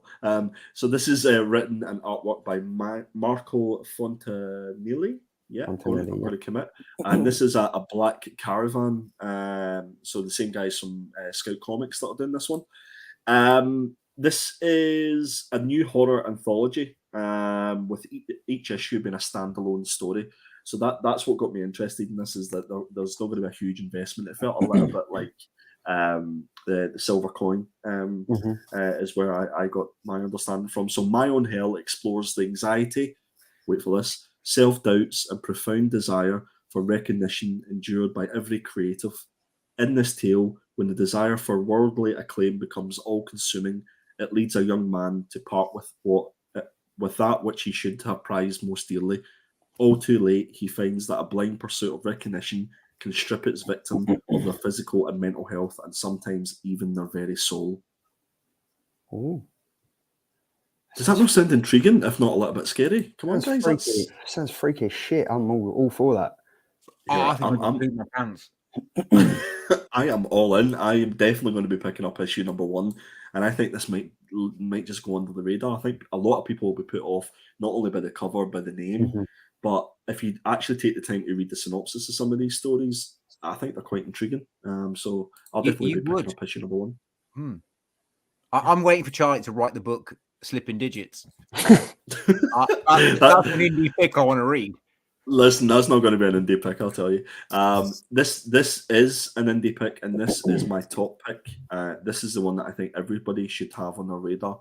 This is Ghost Cage, issue number 1 by Image Comics. This is written by Caleb Goelner. Yeah, we'll go for that. Yep. And artwork is by Nick Dragotta. And this one was the one that sort of jumped out at me as being one of those ones that has a little bit of legs. The artwork looks stunning for this as well. Go check out some of the interior pages. The synopsis reads, when his megacorp power plant falls under attack by terrorists, the super scientist who revolutionized and controls all energy on Earth sends his ultimate creation in to destroy his most monstrous secrets. That's all we get in the synopsis, so it leaves a lot to the imagination, this one. But for me, I'll be picking this up purely for the artwork. This has been on the back burner for Image for quite some time. This was one of the ones when we first started Not Quite Mint, like almost 12 months ago. This was one of the books we were given the opportunity to put an exclusive on because they've had it in the back burner for a while. Okay. Have you seen the concept art? I don't know if it ever got circulated in the public domain, but yeah, the concept art for this is incredible. That character on the front of the eye is going to be something special. 100%. I absolutely think so. I think this is going to be the next big comic that everybody will be speaking about. And I don't say that very often. I don't say that very often. So if this isn't on your radar, then definitely make sure that you pick it up. I didn't realize this was out this week because this should really have been a killer key because it's a key comic.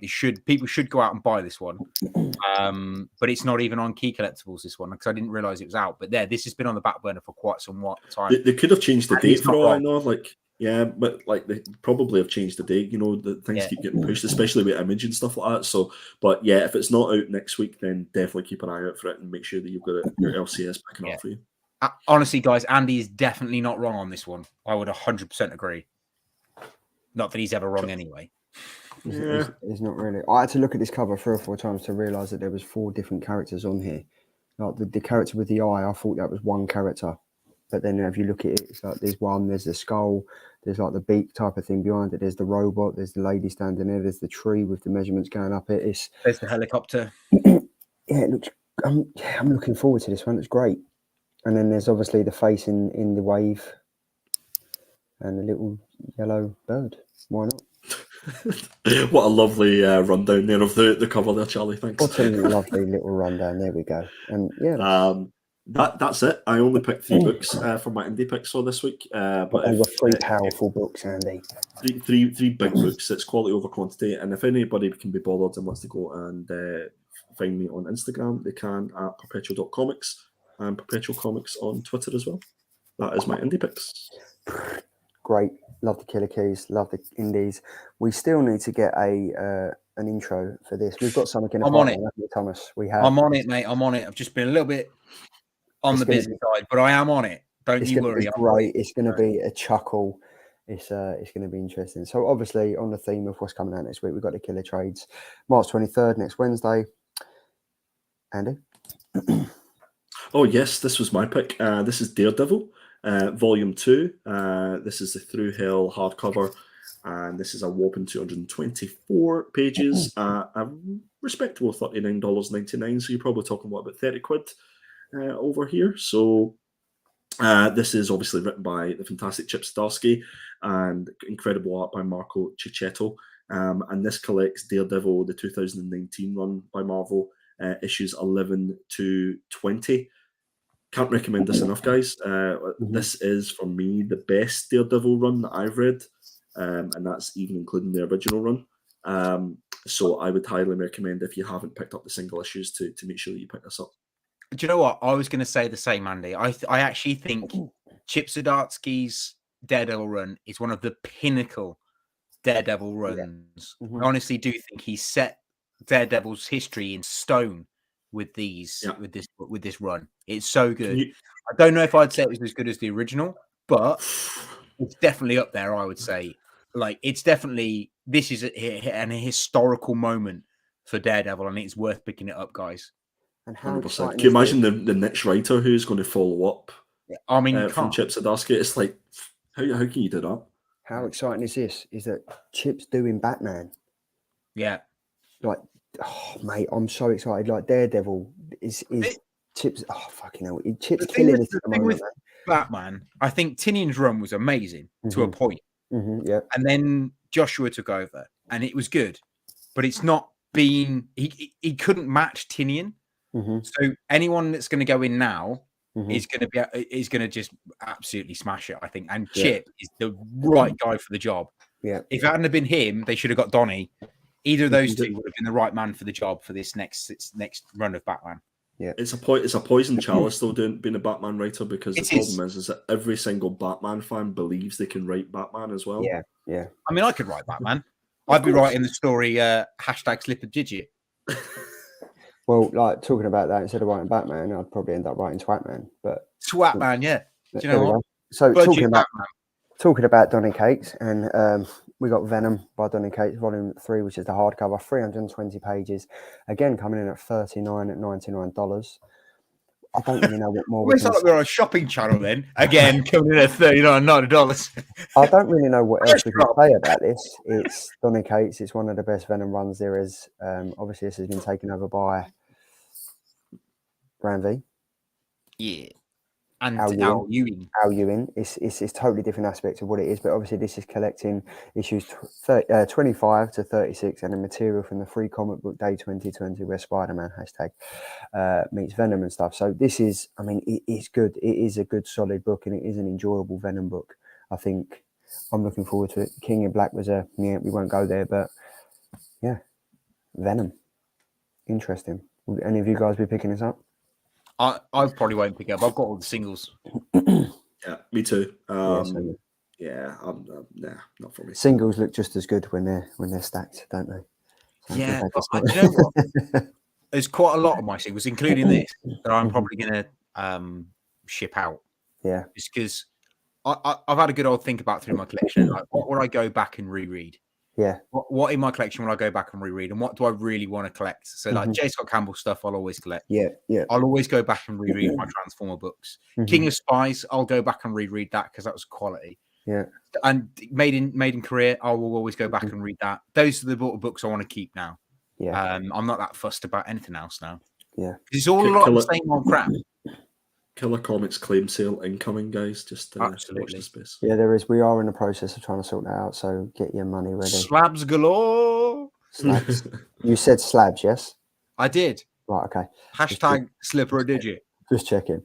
On the theme of Batman, we've got the Batman box set trade paperback, 128 pages, $63, written by Frank Millar, Jeff Loeb, and Darwin Cook. Art by Tim Sale and David Mazzucchelli. I think I got that right. Mazzucchelli. He is Vengeance. He is Night. He is Batman. This Batman box set collects Batman The Long Halloween, Batman Ego and Other Tales, and Batman Year One, which is amazing. If you haven't read Batman Year One, I definitely would do. It's very interesting. And it's a very good collector's item, this.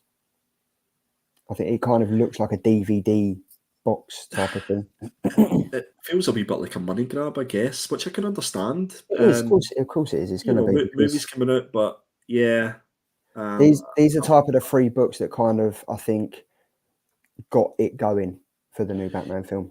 Yeah, they definitely took a lot from The Long Halloween as well. And I know the guys at the Nerd Herd have been reviewing some Batman books as well, so definitely go check those out. So yeah, Batman again. What else have we got? Oh, another Batman. Yeah, look, Batman The Long Halloween, Catwoman, When in Rome. This is the deluxe edition. So this is Charlie's been doing his trades again. Honestly, I got these out the back of the van. Charlie's trades. Batman The Long Halloween, Catwoman, When in Rome, deluxe edition, hardcover, 168 pages, $49.99. Jeff Loeb and Tim Sale smashing the ball out of the park. This is the third. Comics with no income tax, no VAT, no money back. This is the third of Loeb and Sale's signature trilogy. Returns in a new black and white edition, hardcover, collecting Catwoman, When in Rome, issue number 1 to 6. Yeah, it is. I'm just going to stand there next week with my coat open and just show all the trades. Why not? Yeah, mate. I've done Robbers. As long as it's just your trades. It's just my trades. There we go. But anyone, for all you Catwoman fans out there and you Batman lovers, go and pick this up. Tom. I don't remember putting a slide in here. That's what she said. Hey, hashtag slipper one. So Transformers Beast Wars issue volume 1 comes out. It is 160 pages. It is $19.99. Josh Bertram is the artist on this one, and the writer is Eric Burhan. If you haven't read it, it is actually quite a good series for a Transformer comic at the moment, because they're all a bit poor. But this one is quite a good series. It is kind of looking at Beast Wars that goes alongside the TV show that was on Netflix, the Transformers TV show. So this is kind of like in that, I think it's series 3 where they end up going to the Beast Wars. This is that universe where you get to see that, like with Megatron and you've got Predacon, who are both kind of fighting this war between each other. So this is a really good book to pick up if you're interested in Transformers. I would totally give this one a killer for sure. I would. It's Transformers. Looking forward to this. I mean, based on the last Transformer book that you picked, I'm quite reluctant to read one, but I'm going to go with. Well, I would be. I mean, the last 2 Transformer comics I picked have been dog. They have. What was the main character in the other one? Like Comic Con or something, wasn't it? First one was Grimlock. That was dog, and then it was the Wreckers, which is really annoying because Wreckers has got one of the richest so history much potential and shit. They're basically the SAS of the Transformers universe, but that was terrible, and it didn't get any better to the point where I have no Transformers on my pull list at all. I don't blame you. But maybe you can add this one. Apart from this one, I do have Beast Wars on my pull list. That's this one looks good. So that's the killer trades, the Cockney killer trades. There we go. It's time for the hashtag Killer Comic Show. Drum roll, please. Andy, take it away. Hello. Take it away. Yeah, hashtag Killer Community. So I have went with the guys at the Pressable Defects. You can find them on YouTube at Pressable Defects and the same on Instagram. I really enjoy these guys' content. They do their comic book news, they do their movie news, rumors, speculation. They do a lot of speculation, and it's not just thinking of books to sell and stuff like that. It's books that they've actually done the hard graft and the hard work and looked into the detail, and they actually read the books to get this speculation, and a lot of it has come to fruition. And they have fun, and I think they kind of remind me a little bit of us, to be fair. It's kind of like the American equivalent. Obviously, those guys are a lot more handsome than me. Just saying, Tom. But Well, not really. No. but no, these guys are fantastic. I've been watching them a lot for a long time, even before I started coming on the Killer Comic Show and stuff like that. Really enjoyed their Instagram as well, and I think they have like a link tree, so they're on Spotify and all that good stuff as well. So I would highly recommend you go and check those guys out. The three guys have individual Instagrams as well. So the likes of the Butcher and Matt and stuff like that. So go check them out. Go and tell them that the Killer Comic Show sent you, and I'm sure that you'll appreciate their content. There we go. This is what I love about this slide. It like highlights things that people might not be watching and stuff. So yeah, definitely go for that. And they've had their own comic covers as well too. Yes, they have. I think they've had a couple actually. Yeah, they've had a couple. They have. It's been interesting. So yeah, head over to YouTube, Instagram, check them out. They've only got a small following, so yeah, head over, give them a like. That's it's like we I think they've got like 5,000, maybe 6,000. Yeah, I think so. Subscribers on the YouTube, so they're clearly doing something right. And as I say, guys, it's really enjoyable content. I don't think they take themselves too seriously, a bit like ourselves. They just have fun with it. So go check them out, and I'm sure you'll like them. I've just dropped their link to their YouTube channel in the chat. Sweet. Great stuff. Cheers, mate. There we go. So we are at the end of the show. I sound like fucking Ant and Deck then. But there we go. So the votes are in, and in third place, we've got Tom with 24% with his Red Sonja cover. In third place, we've got Catwoman, issue number 41 by Andy with 32%, and topping the charts again. I'm doing something right, guys.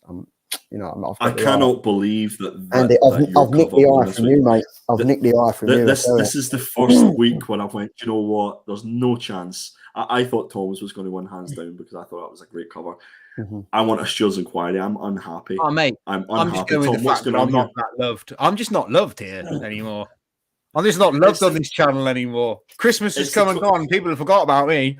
It's the 12 accounts that Charlie has, and he's got. I bet his wife's got like 3 accounts as well, and his kids have all got accounts. And I haven't got 12. It's only the 6. I'm quitting YouTube. That's it. I'm done. I'm no longer loved. It's only too good looking. Should we both quit and just leave him to it? Let him go back to doing it himself. Yeah, man. You did that earlier. Did you not see me? How much I panicked when you kind of both went, and I was like, "Oh, okay." Right, so yeah, don't do it again. Don't do it again. We're coming to the end of the show. Right, so anyway, so it looks like I've absolutely spanked their asses again this week. So week number 10, running away with it now. Andy, I've nicked your good eye. You had a good eye last year, and I've kind of nicked it off you. There we go. Can I have my eye back? You can have your eye back again. You can have your eye back. But yes, so this is the part of the show where we give you a sneak peek of what we've got coming up next week. With that said, Thomas. So I'm going to go for Slumber, which is a indie comic that Andy recommended last week. I've seen a couple of the preview panels to it. It looks insane.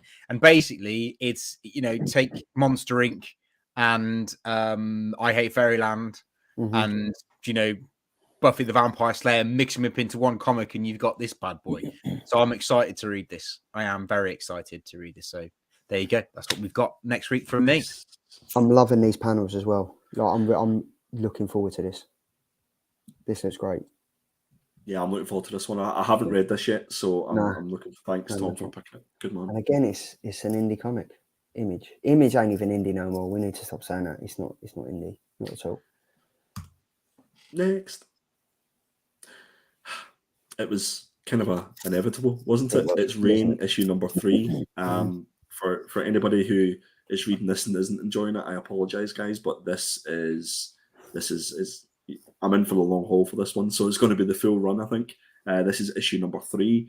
First 2 issues were absolutely spectacular, and I have absolutely no doubt that issue number 3 is going to be as good, if not better. I'm going to have to read 2 and 3. And just on this, issue number 2 is better than issue number 1, Tom. So you'll get something to look forward to. Awesome. And just while we're on this, Zoe Thorogood is on her way as we speak to America for her first US Comic Con. So wishing her best of luck. So good luck to that. It's going to be good luck, Zoe. I'm not sure what Comic Con. I think Jeremy's at the same one. Oh, is he? Yep, I think it's the same con that they're both going to, as far as I'm aware. So that'll be cool. That's enjoyable. And then it was inevitable I was going to pick this one. We had the main man on this a couple of weeks ago. I've read this, and I'm going to say, but if you're not reading Carnage, or if you've never liked Carnage, this is the perfect place to jump on. As you can see by the slides, it's Mr. Horror in his absolute element. Mr. Ramby doing what he does best, making us shit ourselves when we read a book. And it's gory, it's scary. Give it a read, and we will be reviewing it next week. That's 3 solid picks for next week. It's going to be a good week. That is 3 solid picks for next week. It's been a fantastic show, even though we're all suffering with COVID, minus Tom, who's that pumped and that sexy and that good looking. COVID's not going to go anywhere near him, but Too scared.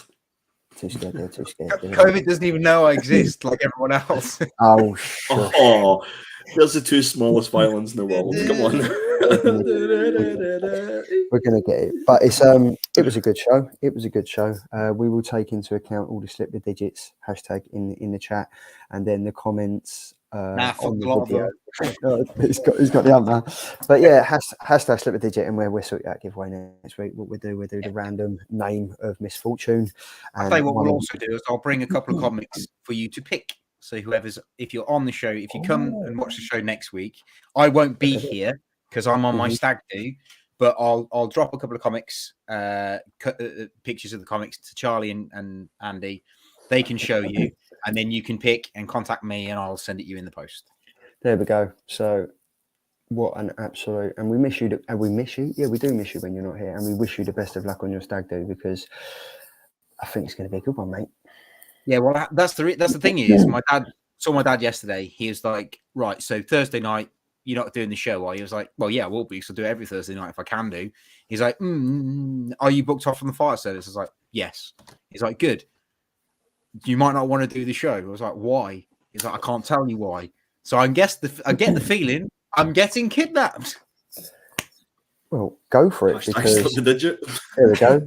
See you next week for more slippery digits. Andy unboxing cards, and Leon Russell, as usual, a horribly expensive show.